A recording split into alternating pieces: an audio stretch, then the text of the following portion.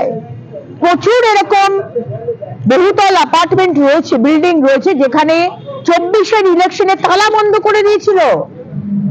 আজকে ভবানীপুর এলাকায়, ক্যামাক স্ট্রিট এলাকায় প্রচুর এরকম নন বেঙ্গলি যারা আমাদের পাশে আছেন, তাদের ওই বিল্ডিং এ তালা বন্ধ করে দিয়ে তাদের ভোট দিতে দেওয়া হয়নি।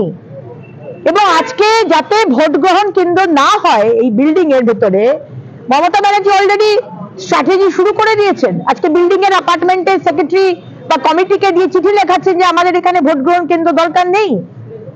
সুতরাং আমরা বুঝতে পারছি মুখ্যমন্ত্রী সঠিকভাবে যাতে ইলেকশন না হয়, মানুষ যাতে ভোট দিতে না পারে, ভুয়ো ভোটার, রোহিঙ্গা, অনুপ্রবেশকারী, মৃত শিফটে তারা যাতে থাকে এবং তাদেরকে দিয়ে আপনার ক্যাডাররা ভোট দেবেন, অ্যাপার্টমেন্টের মধ্যে বুথ কেন্দ্র হতে দেবেন না, এগুলো কেন আপনি করছেন বাংলার মানুষের কাছে জলের মতো পরিষ্কার।